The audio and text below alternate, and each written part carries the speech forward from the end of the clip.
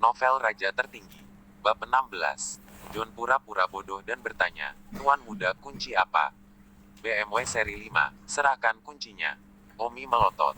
John hanya harus jujur menyerahkan seikat kunci mobil kepada Omi. Omi mengambil kunci mobil dan mendengus, "Baiklah, kalian bisa pergi sekarang."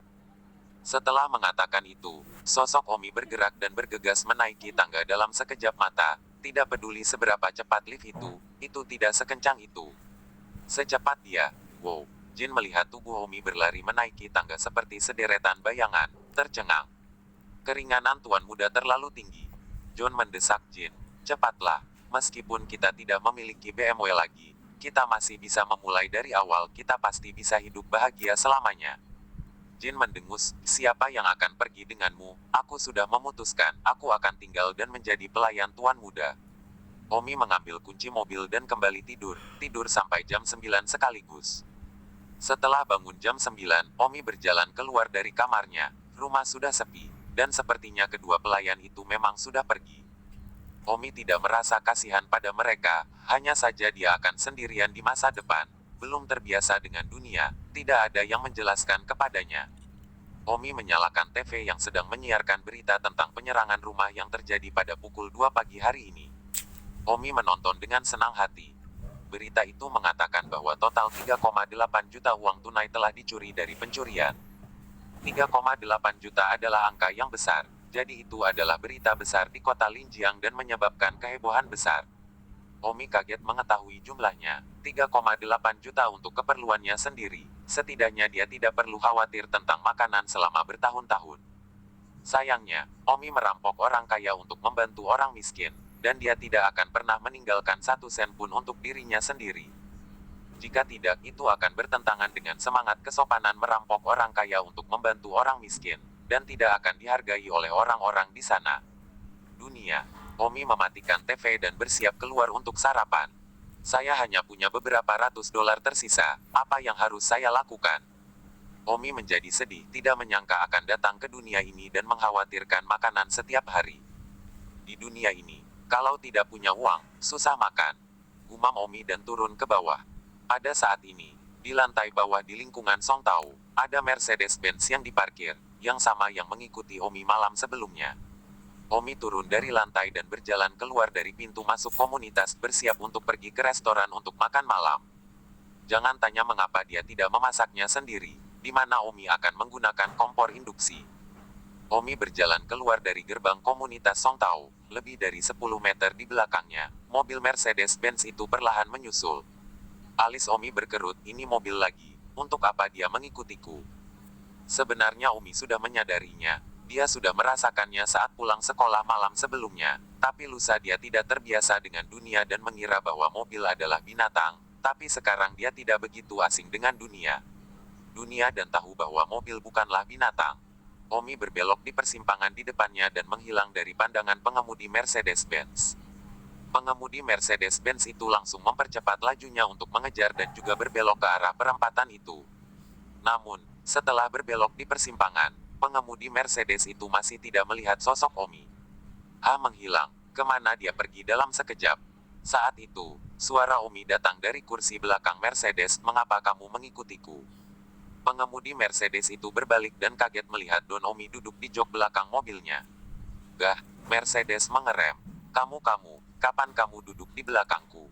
Pengemudi Mercedes-Benz memandang Omi dengan ngeri, bahkan tidak merasakan Omi masuk ke mobilnya sama sekali. Tentu saja, dia membiarkan kaca jendela belakang terbuka, kalau tidak Omi tidak akan bisa masuk. Omi berkata dengan serius, "Aku bertanya padamu, mengapa kamu mengikutiku? Kamu tidak akan mendapatkan kesempatan jika kamu tidak jujur tentang hal itu." Tidak, saya akan mengatakan. Cepat dan katakan, "Aku masih terburu-buru untuk pergi makan malam." "Halo, saya sopir Song Daitian. Saya pergi ke sekolah untuk menjemput putri Song Daitian hari itu, tetapi saya tidak berpikir saya akan terlambat, dan Nona kembali dulu dengan mobil teman sekelasnya. Untuk kembali, saya melihat Anda menghancurkan Porsche dengan tamparan. Saya terkejut. Anda benar-benar ahli dalam persembunyian yang dalam." Omi berkata, "Hentikan omong kosong. Itu bukan urusanmu apakah aku ahli atau tidak. Mengapa kamu mengikutiku? Apa tujuanmu?" Apakah kamu melihat bahwa saya masih memiliki beberapa ratus dolar di saku saya dan ingin merampok? Saya, senior, aku tidak punya kekuatan untuk merampokmu. Aku tidak bermaksud jahat dengan menguntitmu. Lalu apa yang kamu inginkan? Seperti ini, bos kami sedang mencari pengawal pribadi kampus untuk putrinya, dan saya seorang praktisi seni bela diri dan mengenal beberapa ahli di bidangnya, jadi dia meminta saya untuk bertanya-tanya juga untuk melihat apakah ada yang cocok. Perkenalan untuknya. Saya kebetulan melihat Anda, jadi, saya ingin mengenal Anda sedikit lebih baik dan kemudian saya mengikuti Anda, itu saja. Pengawal pribadi kampus. Ya, itu profesi yang populer akhir-akhir ini. Kau menguntitku karena kau ingin aku menjadi pengawal putri bosmu. Tanya Omi. Oh, jika kamu mau, kamu pasti bisa mencobanya. Mengapa saya ingin menjadi pengawal wanita Anda? Apakah menjadi pengawal itu menguntungkan? Sopir sibuk berkata, saya tidak tahu apakah itu menguntungkan atau tidak, tetapi saya pasti tidak akan memperlakukan Anda dengan buruk. Saya mengikuti Anda hanya untuk melihat apakah Anda punya rencana dalam hal ini. Senior, bagaimana memberi itu beberapa pemikiran? Omi berkata, apakah menurutmu aku sangat pandai bela diri sehingga aku akan dengan mudah menjadi pengawal seseorang? Sopir itu tersenyum, senior, Anda benar, jadi saya tidak punya ilusi. Coba saja, karena Anda tidak punya niat, maka lupakan saja, maaf mengganggu Anda. Omi sibuk berkata, tunggu dulu, demi kamu yang begitu tulus, selama gajinya masih oke, bukan tidak mungkin. Jika aku bisa membayar 5.000 yuan per bulan, kurasa aku bisa dengan enggan setuju. Pengemudi itu terkejut, apa? 5.000 yuan? Omi tercengang, sibuk mengubah kata-katanya, lalu 4.000 yuan. 4.000 yuan. Sopir itu terkejut lagi. Bahkan tidak 4.000, itu minimal tidak kurang dari 3.000. 3.000. Sopir itu menatapnya. Omi mengatupkan giginya dan berkata, bagaimana kalau 2.000 untuk setiap sisi? Senior, apakah kamu bercanda? 2.000. Omi menggertakkan giginya. 1.000, tidak apa-apa kan? Pengemudi Mercedes bahkan lebih tidak percaya. Senior, bisakah kamu berhenti bercanda? 1.000. Sialan, 500 itu benar-benar tidak bisa lebih rendah. Jika turun lebih rendah saya benar-benar tidak akan mempertimbangkannya. Omi tertekan. Beberapa saat yang lalu dia mengatakan 5.000 sebelum dengan enggan menyetujui, tetapi dia tidak melakukannya. Saya tidak berharap bahwa pada akhirnya dia telah mengambil inisiatif untuk turun menjadi 500, ini terlalu sulit diatur. Di mana orang ingin merekrutnya? Jelas bahwa dia adalah seorang pecundang yang ingin melakukan pekerjaan ini. Dan juga berkata bahwa dia tidak akan menjadi pengawal yang mudah, dia memukuli wajahnya sendiri. Sopir itu tertawa, senior, Anda benar-benar bercanda, dengan harga Anda harus setidaknya 50.000. 17. Apa, 50.000 sebulan? Don tidak percaya. Ya, sial, lalu aku hanya menawarkan 5.000. Kamu apa mengira aku singa? Omi benar-benar ingin menamparnya sampai mati, menyebabkan dia merusak citra tinggi dan perkasa yang dia pertahankan. Oh, senior, apakah Anda benar-benar memiliki niat untuk menjadi pengawal wanita kami? Harganya masih bisa dinegosiasikan dengan bos kami jika Anda tidak puas. Omi sekarang bahkan makanan adalah masalah, apalagi yang mau dilakukan. Sebenarnya, di hati Omi, dia sangat menghargai kesempatan kerja ini. Belum lagi 500, saya khawatir selama dia bertanggung jawab makanan dan akomodasi dia akan bersedia melakukannya. Omi menemukan bahwa, datang ke dunia ini, dia menjadi sangat tidak terkendali. Beberapa kali makan bisa membuatnya menjadi pengawal orang lain. Omi tersenyum bertanya, itu, mengurus makanan. Sopir itu tersenyum, senior, jangan khawatir, setelah Anda diterima, makanan dan penginapan akan disertakan. Sangat bagus, lalu apa keraguannya? Aku bersedia. Sopir itu tersenyum, namun, senior, ada beberapa hal yang harus saya jelaskan terlebih dahulu. Kamu bilang, nona kami adalah gadis yang sangat sulit dan bos kami sedang sakit kepala, jadi Anda harus bersiap-siap. Tentu saja, dia suka sedikit keributan, tapi dia tidak buruk sifatnya. Juga, bos kami telah mempercayakan orang lain untuk menemukan pengawal. Selain saya, jadi ada orang lain yang bersaing dengan Anda, dan Anda harus lulus wawancara bos kami untuk menjadi pengawal pribadi wanita kami. Tidak masalah, ini mudah. Don Omi tersenyum. Bagus, kalau begitu kamu tunggu teleponku atau aku akan menjemputmu sore ini. Aku tidak punya telepon. Pengemudi itu tercengang. Kenapa orang-orang bahkan tidak memiliki ponsel saat ini? Oh, kalau begitu aku akan memberimu ponsel cadanganku untuk digunakan sekarang. Sopir itu membawa ponselnya ke Omi. Terima kasih. Omi menerimanya begitu saja, hati Omi sudah tidak mau membalasnya. Omi turun dari mobil dan berpamitan dengan pengemudi Mercedes. Mercedes pergi. Dia akan datang menjemput Omi untuk wawancara di sore hari. Setelah itu, Omi pergi ke hotel untuk makan siang. Karena dia menemukan pekerjaan baru dan dalam suasana hati yang baik, jadi Omi makan semua sisa ratusan dolar sekaligus. Setelah makan siang, Omi kembali ke rumahnya di lingkungan Songtao, mempelajari telepon, dan secara tidak sengaja memutar nomor. Suara wanita murni terdengar dari telepon. Halo, Paman Omi. Omi terkejut mendengar suara di telepon. Ini adalah pertama kalinya dalam hidupnya menerima panggilan telepon, dan dia sangat sopan ketika dia membuka mulutnya dan memanggilnya Paman. Hehehe, sama-sama Om. Omi juga sopan di ruangan ini. Ana siapa itu, Ana yang baik. Omi terkekeh. Ujung telepon yang lain tertegun, lalu marah. Kamu bukan Paman Omi, siapa kamu? Omi berkata, saya Paman Omi. Nama belakang saya Omi. Nama saya Omi. Bukankah Anda memanggil saya Paman Omi? Bajingan, beraninya kau menipuku. Potong. Telepon ditutup.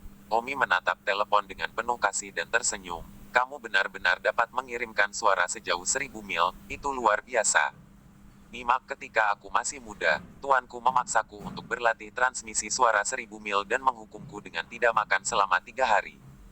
Jika guru mengetahui bahwa di dunia ini, sebuah ponsel kecil benar-benar dapat memancarkan suara ribuan mil, saya khawatir guru itu sendiri. Jangan berlatih lagi, hahaha. Latihan masa kecil Omi tentang transmisi suara 1000 mil berhasil, hanya nama yang bagus tidak benar-benar 1000 mil, paling banyak beberapa kilometer jangkauan di udara, dan kekuatan internal yang sangat melelahkan. Pada saat ini, hanya pengemudi Mercedes-Benz itu, telepon di tubuhnya berdering. Lihatlah wanita mereka dipanggil, sibuk mengangkat. Halo, Nona Hujan. Paman Omi, saya baru saja menelepon nomor Anda yang lain. Mengapa Anda tidak menjawabnya? Ah, Nona Rain, ini. Maaf telepon itu. Saya meminjamkannya kepada orang lain untuk sementara waktu. Siapa dia? Tanya Nona Rain dengan marah. Nona Rain. Dia calon bodyguard pribadi yang kutemukan untukmu. Namanya Omi. Tadi siang aku akan menjemputnya untuk wawancara dengan ayahmu, tapi dia tidak punya ponsel, jadi aku akan menjemputnya. Hanya akan meminjamkan ponsel itu untuk dia gunakan sementara. Nona Rain berkata dengan marah, katakan saja padanya untuk tidak datang untuk wawancara. Aku akan menelepon ayahku dan tidak pernah mempekerjakannya bahkan jika dia datang untuk wawancara. Ah, Nona Rain, kenapa? Beraninya Denton Ronin ini memanfaatkanku. Aku tidak akan pernah menginginkan orang seperti itu sebagai pengawalku. Memotong. Oh, Paman Omi terdengar dan dengan panik menghubungi Omi, tapi sayangnya tidak ada yang menjawab. Karena Omi tidak tahu bagaimana menjawab telepon. Pada saat ini, di suatu tempat, seorang pemuda sedang bersiap untuk pergi keluar, dan seorang pria parubaya di belakangnya menginstruksikan, lakukan saja, Wei Ming. Kamu pasti bisa menjadi pengawal pribadi Song Yuer. Ahli peringkat ke-10 dari SMA Baiyun. Dan kamu juga diakui sebagai rumput sekolah. Jadi apakah itu seni bela diri atau nilai nominal? Tidak ada alasan mengapa kamu tidak bisa menjadi pengawal Song Yuer. Pria bernama Wei Ming ini tersenyum. Aku tahu, Paman, aku akan mencoba yang terbaik. Yuer awalnya adalah wanita yang aku sukai. Dia hampir mengalami kecelakaan bulan lalu. Aku benci aku tidak bisa melindunginya. Secara pribadi, kali ini ayahnya kebetulan mencari pengawal pribadi, jadi aku bisa dibenarkan tinggal di rumahnya, dan kemudian, hari demi hari aku pasti akan bisa membuatnya jatuh cinta padaku. Di bagian lain kota, seorang pria muda berpakaian hitam tersenyum sedikit dan melihat dirinya di cermin, mulutnya ternganga, sempurna. Seorang pengikut di sisinya sedang sibuk berkata, Tuan muda, dengan Anda di kapal apakah masih ada seorang gadis yang tidak dapat diatur? Anda adalah salah satu dari kota Linjiang kami, salah satu dari 3 kekuatan tidak teratur utama. Song Daitian mungkin tidak berani tidak menghormati Anda, dan merupakan kehormatan bagi Song Daitian bahwa Anda bisa menjadi pengawal pribadi putrinya. Hahaha, pria ini tertawa keras dan mendengus, Song Yuer, aku pasti menang. Demikian pula, pada saat ini, di jalan raya tidak jauh dari kota Linjiang, Seorang pemuda berusia sekitar 18 atau 19 tahun, membawa tas kulit ular di punggungnya dan topi jerami di kepalanya, sedang berjalan di sepanjang jalan raya menuju tol. Stasiun Kota Linjiang. Pemuda ini tertawa heheli, akhirnya tiba di Kota Linjiang. Setelah berjalan selama 3 hari 3 malam, kaki saya patah. Namun, tugas yang diberikan oleh guru kali ini sangat sederhana, untuk melindungi 1.000 orang secara pribadi. Wanita emas atau wanita emas 1.000 yang super cantik. Hehehe, saya paling suka misi semacam ini. Tuan, jangan khawatir, saya pasti akan merawat teman lama Anda dan melindungi cucunya dengan baik. Hahaha, gadis cantik, aku datang. Mengatakan itu, remaja ini berusaha ringan dan melewati stasiun tol dan memasuki kota. Juga pada saat ini, di stasiun kereta api Kota Linjiang, seorang raja prajurit yang mengenakan seragam kamuflase dan membawa tas berjalan keluar dari stasiun. Raja prajurit ini tampak kuat dan bergumam tidak puas, "Komandan, saya terbiasa dilahirkan dan dibangkitkan, tetapi Anda meminta saya untuk melindungi beberapa wanita yang kuat, sayangnya." 18. Di lingkungan Sontao, Omi sedang mempelajari ponselnya ketika suara kunci membuka pintu datang dari luar. Siapa? Pada saat itu, Little Ring dan John membuka pintu dan masuk membawa banyak sayuran dan buah-buahan di tangan mereka. "Tuan muda, Anda sudah bangun?" Jin bertanya dengan antusias. Bukankah kalian sudah pergi?" Omi menatap Jin dan John dengan bingung. "Tidak, kami pergi keluar untuk membeli makanan untukmu Tuan muda. Aku akan membuat makan siang yang enak untuk Tuan muda di siang hari." Apakah saya mendengarnya dengan benar? Sekarang Anda diberi kebebasan dan Anda tidak akan pergi. Tuan muda, Jin dan saya telah memutuskan bahwa kami akan menjadi pelayan Anda. John menjilat dengan senyum menjilat. Omi menggelengkan kepalanya tanpa berkata-kata dan memberi isyarat, "Tepat, datang ke sini dan ajari aku cara menggunakan ponsel." Jin tercengang, tapi tetap antusias mengajari Omi cara menggunakan ponsel. 1 detik untuk diingat untuk membaca buku. Pada saat ini, di sebuah gedung tertentu di Kota Linjiang, ada kantor yang mewah dan luas. Seorang pria parubaya sedang duduk di kantor ketika seorang pria tua berusia 60-an masuk. "Dai Tian." Orang tua itu memanggil. "Paman Li, apakah kamu mengetahui siapa yang menyerang Rein terakhir kali?" Pria parubaya itu bertanya. "Tidak, kurasa tidak semudah itu. Omong-omong, pengawal pribadi yang disewa untuk wanita itu, kandidatnya hampir semuanya bersama-sama. Pada jam 2 siang, kamu bisa melakukan wawancara pengawal pribadi." Pria tua itu bernama Li Bo melaporkan. Song Daitian mengangguk dan bertanya, "Siapa mereka semua?" Paman Li berkata satu persatu. "Kandidat pertama, bernama Liu Yue. Liu Yue ini sangat kuat, tuannya termasuk dalam 10 besar pembunuh terkuat di dunia Yan Huang. Jika bukan karena fakta bahwa ayahmu pernah memiliki beberapa persahabatan dengan tuannya, dia pasti tidak akan bisa mempekerjakannya untuk turun ke gunung untuk melindungi Nona Yuer. Ayahmu ingin Liu Yue ini menjadi pengawal pribadi Nona Yuer." Song Daitian mengangguk dan tersenyum. "Ayahku benar-benar berusaha keras untuk cucu ini." Orang tua itu melanjutkan. "Yang kedua adalah Anda mempercayakan kepada komandan tentara Lan untuk menemukannya, yang disebut Chen Jiang. Dengan hubungan Anda dengan Komandan Lan, tentu saja Anda tidak akan menemukan yang buruk untuk Anda. Saya mendengar bahwa Chen Jiang ini adalah seorang prajurit yang telah melakukan misi kematian yang tak terhitung jumlahnya, dan juga cukup baik untuk menjadi pengawal pribadi seorang wanita. Apalagi, yang ketiga adalah putra bungsu dari Balai Feng Yun Kota Linjiang kami, Lu Bing, bernama Lu Guan. Lu Guan selalu menjadi putra paling bangga Lu Bing, dan dia berinisiatif untuk melamar menjadi pengawal wanita.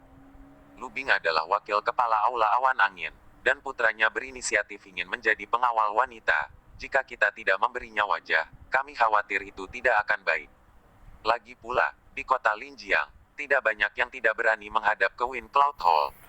Song Daitian mengerutkan kening, tampak sedikit kesal, dan bertanya, "Dan ada yang keempat, yang kamu minta kepala sekolah Baiyun Middle School temukan." Kepala sekolah Baiyun Middle School menominasikan seorang siswa bernama Wei Ming. Wei Ming ini, yang juga seorang siswa dari sekolah menengah Baiyun, peringkat ke-10 dalam bela diri. Seni, juga sangat cocok untuk menjadi pengawal pribadi seorang wanita. Yah, seharusnya tidak ada lagi.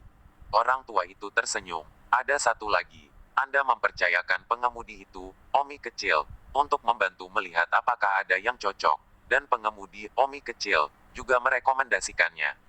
Omi kecil, oh, aku hanya mengatakannya dengan santai, dan dia menganggapnya serius. Song Daitian tertawa tanpa suara, dengan koneksinya, mengapa dia mempercayakan pesawat mati untuk menemukan pengawal, tapi itu hanya komentar biasa. Orang tua itu berkata, yang dicari Omi kecil adalah seorang pria bernama Omi. Saya tidak tahu apa ini Omi.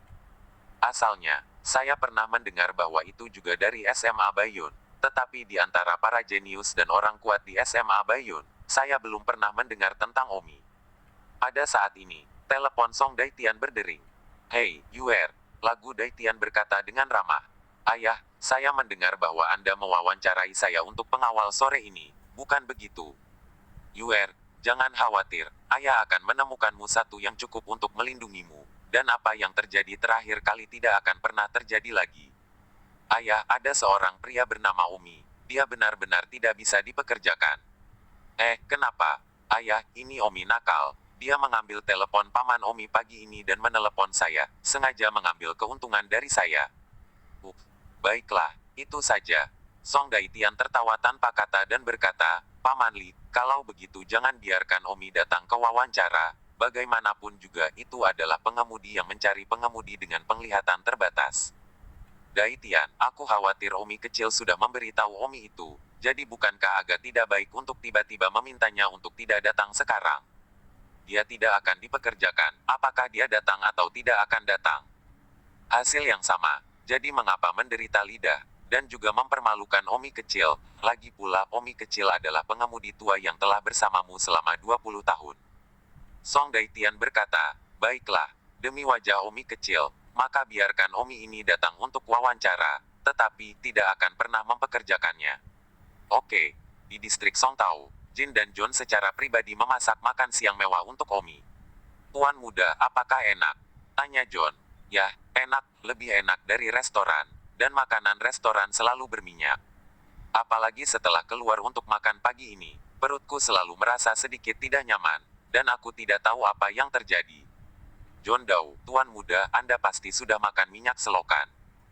John diam-diam tertawa, keterampilan seni bela diri Tuan muda sangat tinggi, tetapi dia juga dikeringkan dengan minyak selokan. Minyak selokan benar-benar sangat kuat. Jin berkata, Tuan muda suka memakannya. Jin memasaknya untuk Tuan muda setiap hari. Oke Tuan muda. Omi dengan waspada bertanya, tiba-tiba begitu baik padaku, kamu ingin memukul tubuhku lagi ah? Tuan muda, kemana Anda pergi? Keterampilan seni bela diri Tuan muda sangat tinggi. Jin rela menjadi pelayan Anda kali ini. John bertanya, omong-omong, Tuan muda, pencurian besar di pagi hari itu, apakah Anda yang melakukannya atau tidak? Jangan banyak tanya ya, terima kasih untuk makan siangnya. Saya ada wawancara sore ini, saya akan istirahat makan siang. Pukul 1 siang, telepon Omi berdering, dan sepertinya pengemudi Mercedes yang menelepon di pagi hari. Halo, Omi mengambilnya. Senior, aku di bawah, turun, aku akan menjemputmu untuk wawancara perusahaan. Oke, aku akan segera turun. Omi pergi ke cermin kamar mandi dan menyentuh rambutnya dan merawat pakaiannya sebelum dia turun dan melihat Mercedes-Benz dari pagi menunggu di luar. Senior, sopir Mercedes sibuk membuka pintu dan mempersilakan Omi masuk, lalu keluar dari lingkungan itu. Siapa wanita yang menelepon saya di siang hari? Mengapa Anda memanggil saya Paman Tong? Anak itu sopan, tapi agak jahat, kata Omi. Sopir Mercedes itu tertawa getir. Dia nyonya kami. Dia tidak memanggilmu Paman Omi, dia memanggilku. Karena aku bermarga Omi sama sepertimu, kamu bisa memanggilku Omi kecil. 19. Kebetulan sekali. Jadi itu keluarga asli. Maka aku akan memanggilmu Little Omi, dan kamu juga tidak boleh memanggilku senior, panggil aku Omi. Omi kecil tersenyum pahit, hatinya dipenuhi dengan perasaan campur aduk. Omi sudah menyinggung wanita itu, tidak perlu membawa Omi ke wawancara lagi. Tetapi akan sedikit tidak baik jika dia tiba-tiba tidak dibawa ke wawancara. Omi kecil sudah tahu bahwa tidak mungkin Omi dipekerjakan. Jadi dia sengaja berkata, Omi, kamu harus siap mental wawancara ini. Selain kamu ada 4 lainnya. 4 lainnya semuanya sangat muda. Rakyat, Omi berkata, jangan khawatir. Dengan kondisiku, bosmu tidak punya alasan untuk menolak pekerjaan ini bagus, aku pasti akan memperjuangkannya. Oh, coba saja yang terbaik. Omi kecil, pengemudi, tersenyum pahit. Akhirnya sampai di bawah sebuah gedung tinggi. Supirnya, Omi, ini perusahaan bos kita. Bosnya ada di lantai 18. Ayo kita ke lantai 18. Bagus. Omi tiba di lantai 18. Pengemudi, Omi kecil, membawa Omi ke pintu ruang penerima dan berkata kepada Omi, Omi, kamu bisa menunggu di dalam dulu. Seseorang akan memberitahumu untuk memasuki kantor bos kami untuk wawancara ketika waktunya tiba. Oh bagus. Omi berjalan ke ambang pintu ruang penerima dan sekilas melihat sudah ada 4 pemuda yang menunggu di sana. Keempat pria itu tiba-tiba menatap Omi.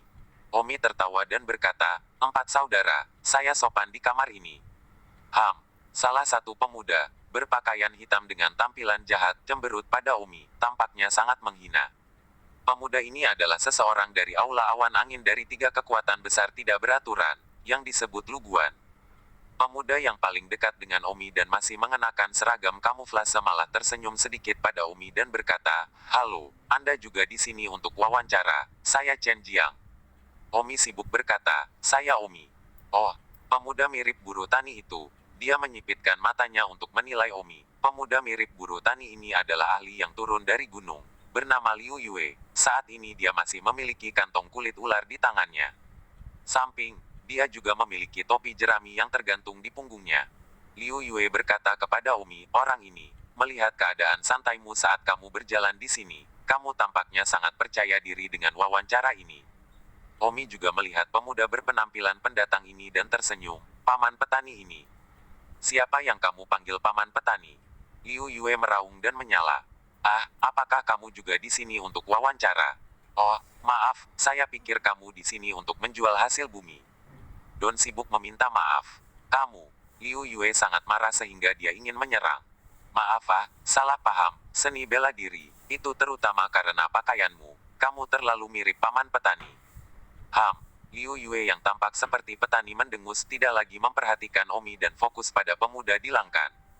Pemuda yang berdiri di Langkan itu bernama Wei Ming, yang tepatnya adalah ahli peringkat ke-10 dari SMA Baiyun. Dan di antara mereka semua, termasuk Omi, Wei Ming ini yang paling tampan. Oleh karena itu, semua orang merasa bahwa orang yang paling tampan ini adalah ancaman terbesar.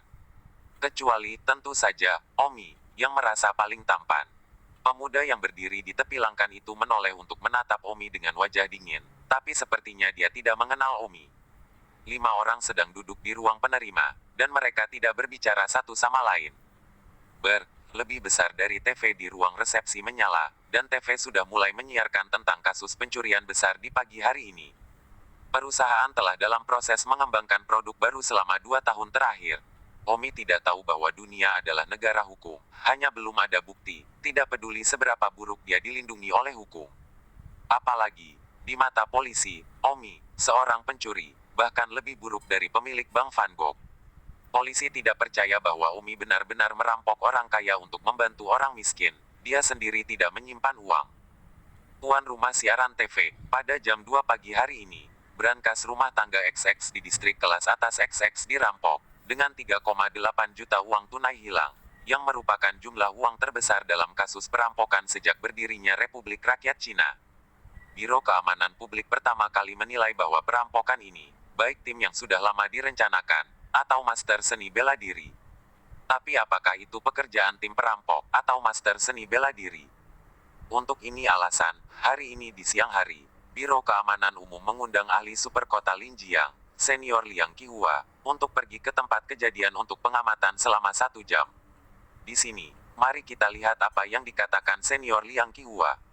Layar ponsel segera beralih, dan seorang pria berusia sekitar 40 hingga 50 tahun muncul. Pria ini sangat parubaya, dengan wajah merah.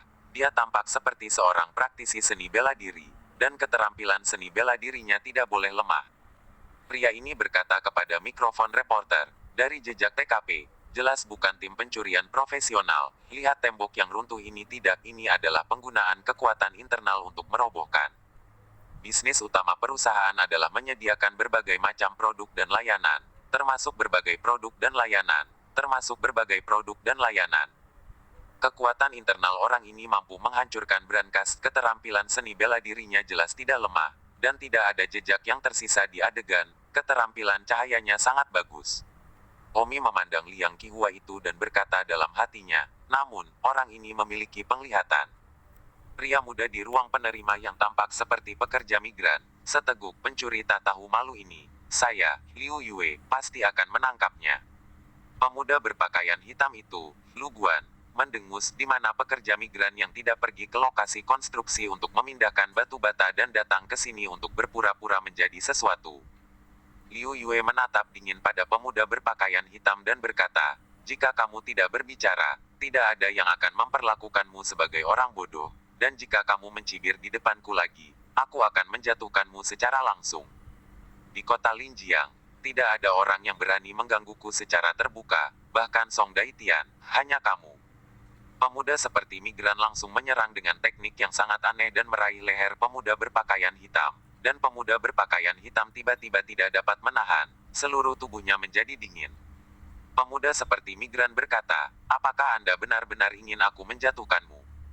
Pemuda berpakaian hitam itu berkeringat dingin. Pemuda yang seperti pekerja migran ini sangat kuat. Batuk. Pada saat ini, ada suara batuk sebelum waktunya. Semua orang melihat, yang membuat suara batuk itu adalah Omi. Omi tersenyum dan berkata, "Kalian berdua, santai saja." Pemuda yang berpenampilan seperti pekerja migran itu memelototi Omi dan berkata, "Kamu yang datang untuk mengarang angka, lebih baik diam." Omi berkata, "Siapa bilang saya di sini untuk mengarang angka? Saya bahkan belum mewawancarai. Bagaimana Anda tahu saya tidak akan dipekerjakan? Saya dapat memberitahu Anda, tidak ada dari Anda yang akan mencuri pekerjaan ini. Saya menunggu untuk dipekerjakan sebelum makanan saya berikutnya disajikan." Tugas orang bodoh.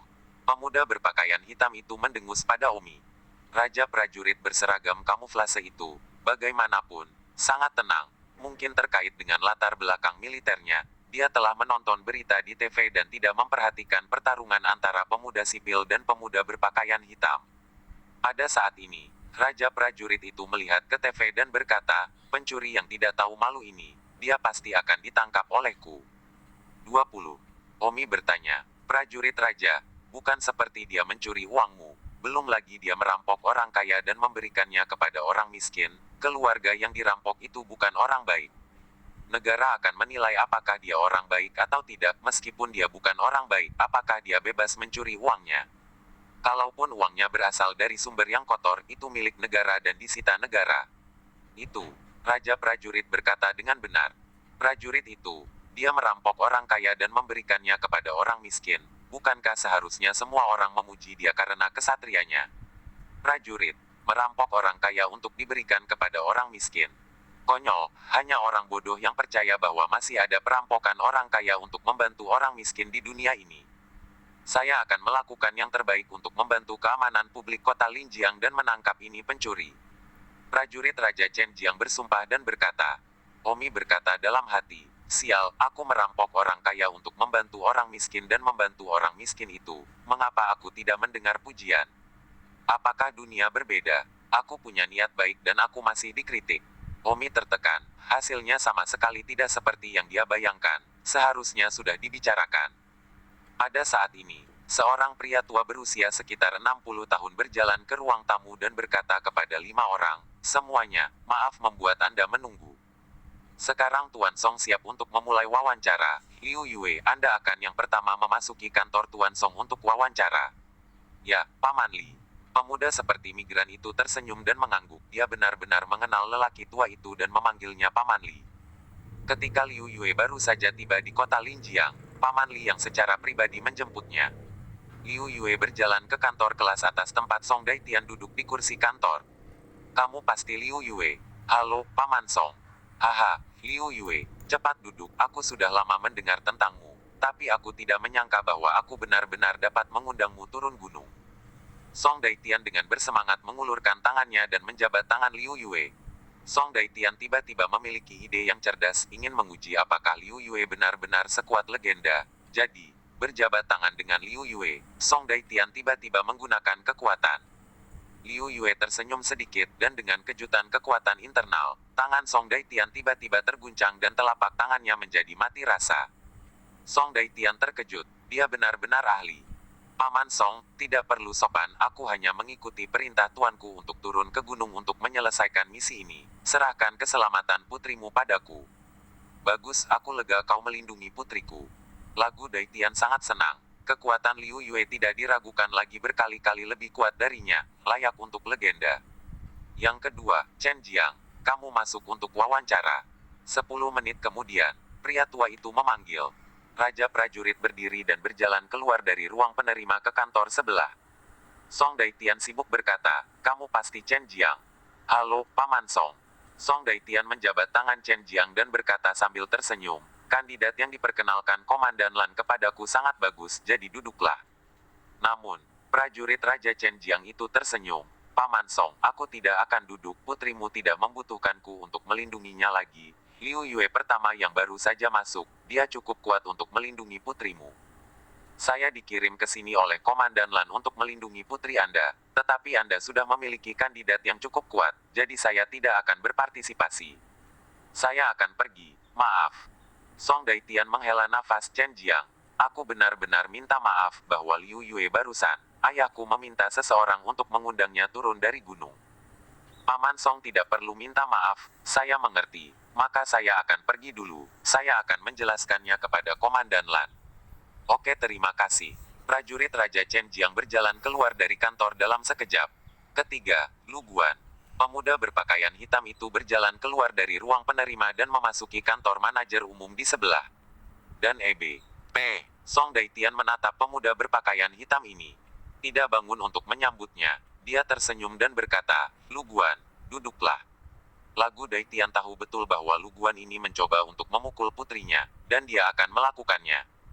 Tidak pernah memimpin serigala ke rumahnya, tetapi hanya karena ayah Lu Guan adalah wakil kepala aula awan angin dari 3 pasukan besar yang tidak teratur di kota Linjiang, jadi itu agak sulit. Lu Guan tersenyum dan duduk. Tuan Song, saya tidak akan bertele-tele, saya menyampaikan belasungkawa atas serangan terhadap putri Anda belum lama ini. Jadi, saya telah mengajukan diri untuk datang dan menjadi pengawal putri Anda, bagaimana menurut Anda? Tentu saja, ayah saya juga ingin aku melindungi putrimu. Lu Guan dengan sengaja menyebut ayahnya untuk menekan Song Daitian. Song Daitian berkata, Lu Guan, terima kasih atas kebaikanmu, putriku sudah memiliki pengawal pribadi, tolong kembali. Wajah Lu Guan dingin. Song Daitian, jangan melihat wajah biksu untuk melihat wajah Buddha, apakah Anda yakin tidak akan mempertimbangkannya? Saya khawatir ayah saya tidak akan senang. Terima kasih atas kata-kata baikmu. Lu Guan marah dan berkata, Lagu Daitian, kamu akan menyesalinya. 3 kekuatan tidak teratur utama tidak cukup kuat untuk membuat orang merasa terintimidasi di kota Linjiang. Selain itu, ayahmu hanya wakil ketua aula, silakan kembali. Lu Guan menghela napas dan berjalan pergi, tidak menyangka Song Daitian tidak memberikan muka. Yang keempat, Wei Ming, silakan masuk untuk wawancara. Paman Li itu datang untuk menelepon, dan Wei Ming yang tampan itu berjalan keluar dari ruang penerima tamu. Omi adalah satu-satunya yang tersisa di ruang penerima. Omi selalu merasa suasana hari ini tidak pas. Ketika Wei Ming memasuki kantor manajer umum, Song Daitian tersenyum dan berkata, kamu pasti Wei Ming, silakan duduk. Halo, Paman Song. Saya telah mendengar tentang Anda dari kepala sekolah Anda. Dia mengagumi Anda, tidak heran dia merekomendasikan Anda untuk menjadi pengawal pribadi putri saya. Kata Song Daitian. Wei Ming sibuk berkata, apakah Paman Song memiliki kandidat yang cocok? Song Daitian tersenyum, di sana, jadi saya harus minta maaf kepada Anda, saya sudah meneleponnya dari pihak kepala sekolah Anda. Wei Ming langsung tahu bahwa dia tidak bisa menjadi pengawal pribadi Song Yuer dan berkata dengan cemas, Paman Song, aku sangat cocok menjadi pengawal Yuer. Wei Ming, hanya karena kamu sangat cocok, kamu adalah kepala sekolah di SMA Baiyun. Kan, putriku adalah bunga sekolah, jadi aku takut apa yang tidak aku inginkan akan terjadi. Wei Ming tersenyum sedih, Paman Song akan takut karena dia pikir aku tidak cukup baik untuk Yuer, kan? Song Daitian tidak mengatakan apa-apa, menyetujui. Aku akan pergi. Wei Ming bangkit dan pergi. Song Daitian berkata, maaf, saya harap Anda bisa mengerti. Aku tidak akan menyerah mengejar Yuer. Wei Ming pergi. Orang tua itu datang ke ruang penerima dan berteriak, Omi, giliranmu. Omi berkata, akhirnya giliranku, kenapa aku yang terakhir apakah aku yang terakhir Biasanya yang terakhir adalah yang paling penting. Haha, ada pertunjukannya. Libo itu tersenyum sedikit, tetapi di dalam hatinya, dia mendengus. Omi masuk ke kantor Song Daitian. Song Daitian tidak bangun untuk menyambutnya, duduk di kursi kantornya, dan tidak berniat berjabat tangan dengan Omi. Omi tersenyum dan berkata, "Halo, bos. Kamu pasti Omi." Song Daitian bertanya, "Ya, Tuan Song, bolehkah saya bertanya kapan saya bisa mulai bekerja?" Bersambung.